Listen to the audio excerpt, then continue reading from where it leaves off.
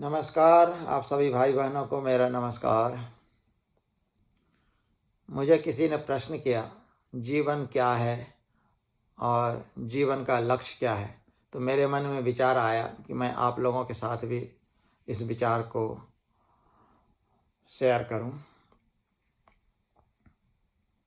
जैसा कि आप सभी जानते हैं, इस सृष्टि का रचना भगवान के द्वारा किया गया है। भगवान इसके रचयिता है। तो वह सबसे सूक्ष्म वस्तु है, सूक्ष्म सत्ता है, और उसी सूक्ष्म सत्ता से ही हम सभी स्थूल रूप में, जो हमें आज अलग अलग रूप में हम किसी भी चीज़ को देखते हैं, यह उसी का ही, भगवान का ही एक रूप है।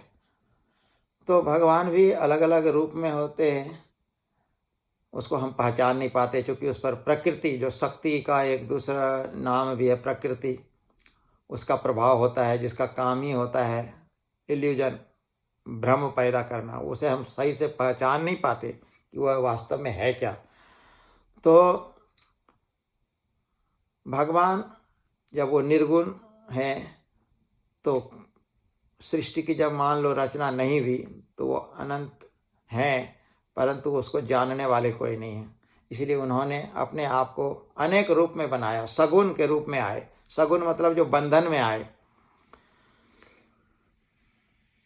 तो उस क्रम में उन्होंने अपने आप को सूक्ष्म से स्थूल की ओर लाया, और स्थूलतम जो रूप है वह है क्षिति तत्व।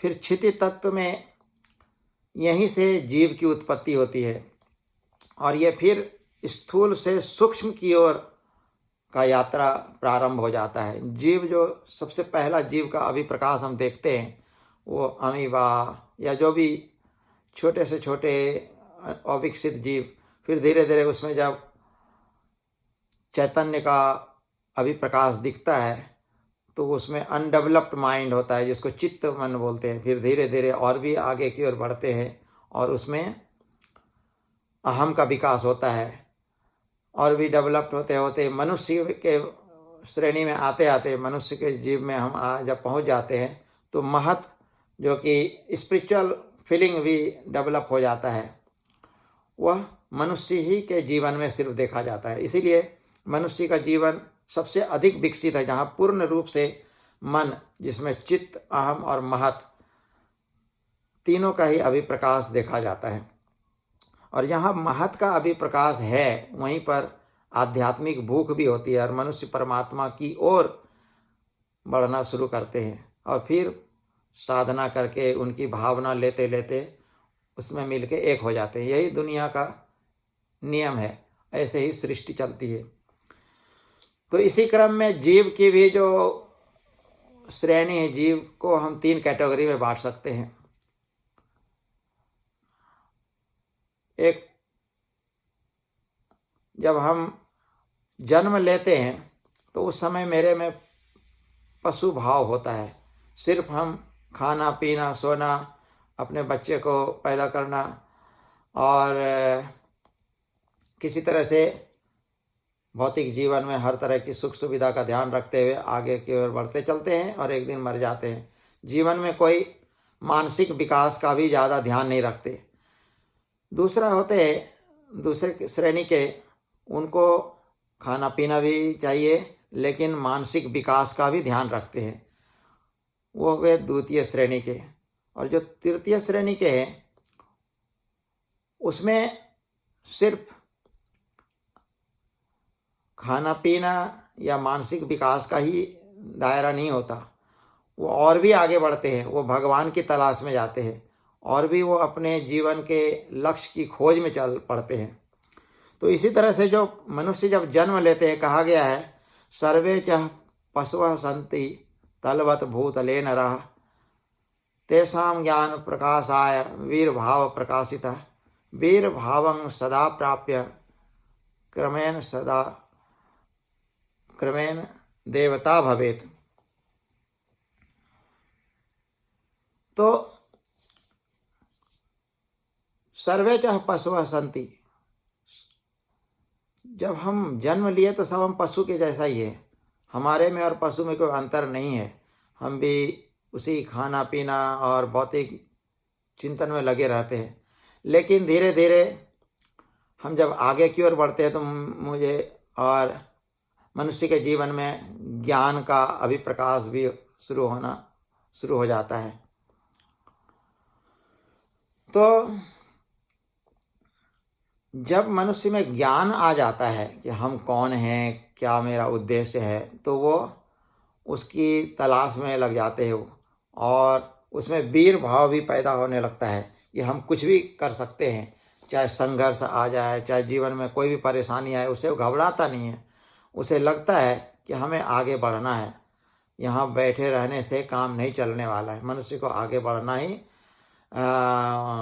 होगा। तो मनुष्य आगे बढ़ते चलते हैं। फिर सिर्फ इतना ही नहीं, फिर धीरे धीरे उसमें मनुष्य में एक वीर भाव उत्पन्न होता है। इसलिए कहा गया है कि जब सिर्फ खाना पीना और जस्ट अपने जीवन को किसी तरह से यापन करने के बाद चिंता में लगे रहते हैं, उसे पशु, और उस भाव में जो हम भगवान को याद करते हैं उसे हम पाशवाचार कहते हैं। और पशु के रूप में जब हम भगवान को देखते हैं तो पशुपति कहलाते हैं भगवान। और जब हम वीर रूप में भगवान को देखते हैं तो वीरेश्वर भगवान का नाम हो जाता है। भगवान को हम वीरेश्वर के रूप से पुकारते हैं। लेकिन जब मनुष्य के अंदर आध्यात्मिक भूख जग जाती है और आध्यात्मिकता की ओर बढ़ना शुरू कर देते हैं, फिर उसमें आध्यात्मिक क्लैश होता है कि हम और भगवान अभी तक अलग क्यों हैं। वो भगवान में मिल के एक हो जाना चाहते हैं। यह जो एक उनके अंदर में जो तमन्नाएं होती है, इच्छाएं होती है, उसी को हम बोलते हैं देव भाव। और जब मनुष्य उस भाव में अपने आप को स्थापित कर लेता है तो वो खुद ही देवता कहलाते हैं, वही देवता हो जाते हैं। और ऐसे सभी देवताओं के जो देवता हैं उनको महादेव बोलते हैं। तो इसीलिए जो उस रूप में जब हम भगवान को याद करते हैं तो हम उनको महादेव की संज्ञा देते हैं। तो इसी तरह से हमारे जीवन का जो लक्ष्य है, मनुष्य को आगे बढ़ते चलना होता है और फाइनल स्टेज में हमें उसी महादेव में मिल करके एक हो जाना पड़ता है, उसी भगवान में मिल करके एक हो जाना पड़ता है। जब हम, मैं और भगवान दो अलग सत्ता कह करके नहीं रह जाता है, तो यही हमारे जीवन की जो है गति है और लक्ष्य है। और उसी में पहुंचना ही हमारे इस जीवन में आने का मकसद होता है। लेकिन हम लोग फिर इस जीवन में कई चीज़ों में भटक जाते हैं और भूल जाते हैं। लेकिन हम मनुष्य को, हमें चाहिए कि अपने लक्ष्य को हमें याद रखना है और अपने लक्ष्य की प्राप्ति इसी मनुष्य के जीवन में ही कर लेना है।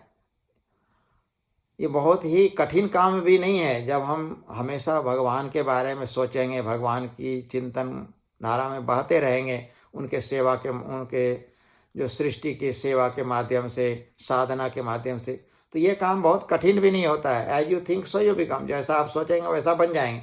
आप भगवान के बारे में सोचते सोचते भगवान में मिलके एक हो जाएंगे और इसी जीवन में ही हम मनुष्य के जीवन में ही हम अपने लक्ष्य को प्राप्त कर सकते हैं। और यह सभी के, मनुष्य के जीवन का यही लक्ष्य है, सभी जीवों का यही लक्ष्य होता है। लेकिन मनुष्य के अलावा कोई साधना नहीं कर सकते। इसीलिए जो भी मनुष्य के पहले की जो जीव की अवस्था है, उसे क्रमवश मनुष्य एक दिन बन करके आना ही होता है और फिर मनुष्य को ही साधना करके परमात्मा में मिल करके एक होना होता है।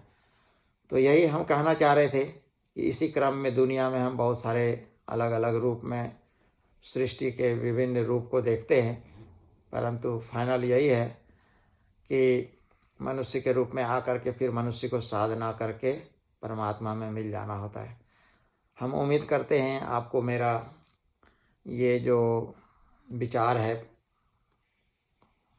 पसंद आएगा, और यदि ये पसंद आता है तो आप इसे लोगों तक भी शेयर कर सकते हैं। इतना ही कह करके मैं आप लोगों से फिर नमस्कार करके विदाई लेता हूँ। नमस्कार।